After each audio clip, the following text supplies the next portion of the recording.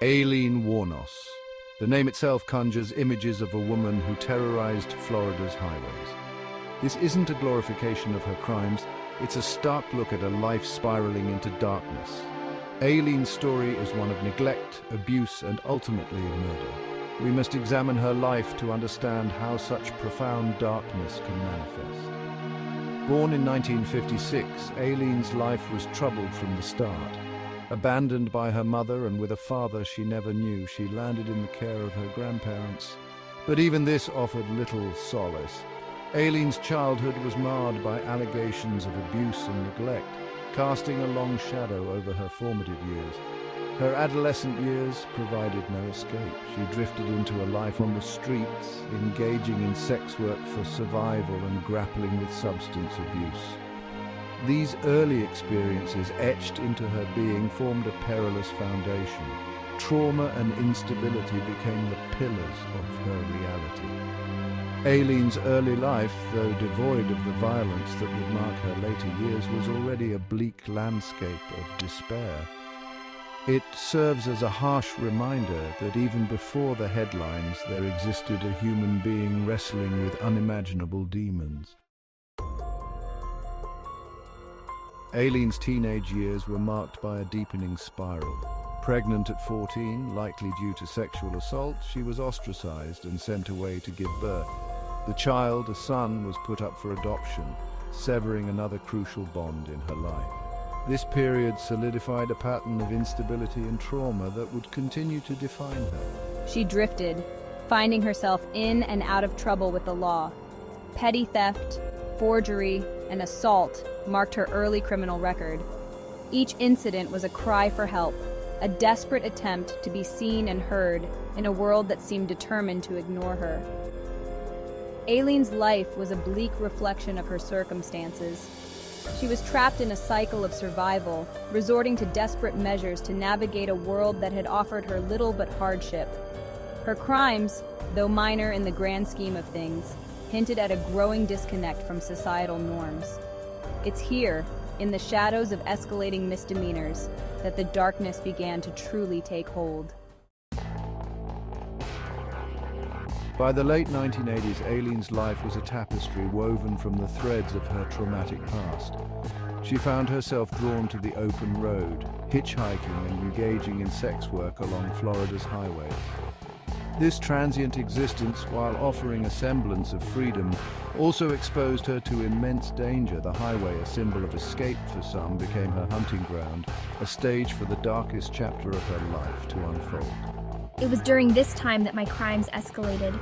My victims, all men I encountered through my sex work, became targets of my rage. The violence, though never glorified in this retelling, was brutal and chilling. Each act was a horrifying echo of the pain and abuse I had endured throughout my life. Aileen's modus operandi was chilling in its consistency. She would befriend her victims, often gaining their trust before the violence erupted. The details, though readily available, are not recounted here, for this is not a celebration of violence, but a stark examination of its roots. The body count rose, and with each victim, Aileen's grip on reality seemed to slip further. Fear gripped the highways of Florida as her crimes came to light. The press, hungry for a story, sensationalized her actions, dubbing her the Damsel of Death. This moniker, though catchy, did a disservice to the victims and further obscured the complex reality of Aileen's situation. Lost in the headlines was a woman teetering on the precipice of utter despair. Her crimes, though undeniably horrific, were a desperate outcry, a manifestation of a lifetime of suffering and abuse. The highway, once a symbol of fleeting freedom, became a tangible representation of her descent into chaos. The end, when it came, was almost a relief. Apprehended in 1991 after a statewide manhunt, Aileen's reign of terror on the Florida highways finally ended. In custody, her carefully constructed facade began to crumble. Gone was the hardened exterior, replaced by a woman wrestling with her demons. Her confessions, delivered with a chilling detachment, sent shockwaves through the nation. There was a disturbing honesty in her admissions, a lack of remorse that was both terrifying and heartbreaking. It was as if the weight of her actions, the sheer magnitude of her crimes, finally broke through the walls she had so carefully erected. The legal process was swift. Tried and convicted for her crimes, Aileen received multiple death sentences. Yet even as the legal system prepared to exact its own form of retribution, questions lingered. Who was Aileen Wuornos, and what led her down this path of destruction?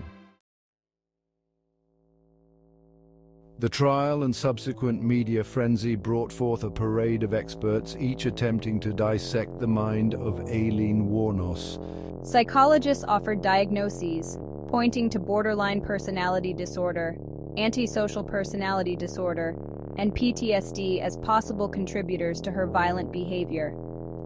Some argued that her history of abuse, coupled with her unstable lifestyle, created a perfect storm for violence.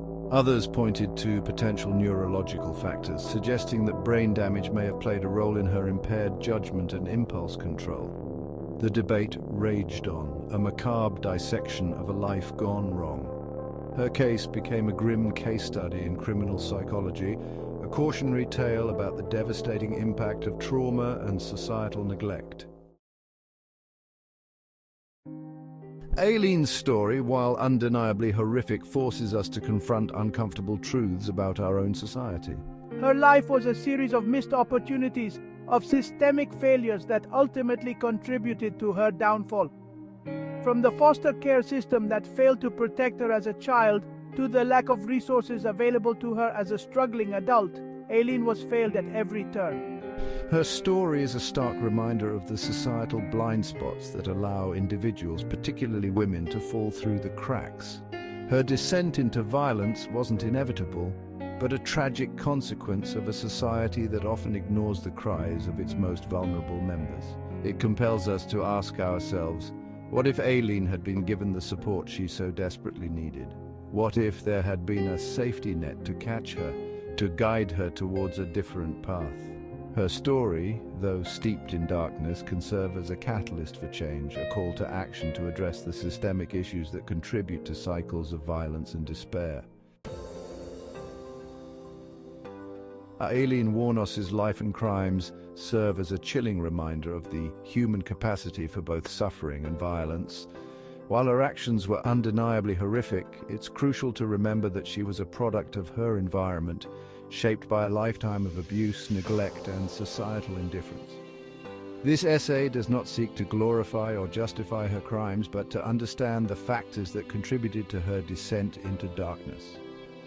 By examining the complexities of her case, we can begin to address the systemic failures that enabled her violence. By focusing on prevention, early intervention, and rehabilitation, we can strive to create a society where tragedies like Aileen's are not relegated to the annals of true crime, but serve as stark reminders of the work we must do to build a safer, more compassionate world. Let her story be a call to action, a reminder that every life has value and that even in the darkest of circumstances, there is always hope for redemption and a chance to break the cycle of violence.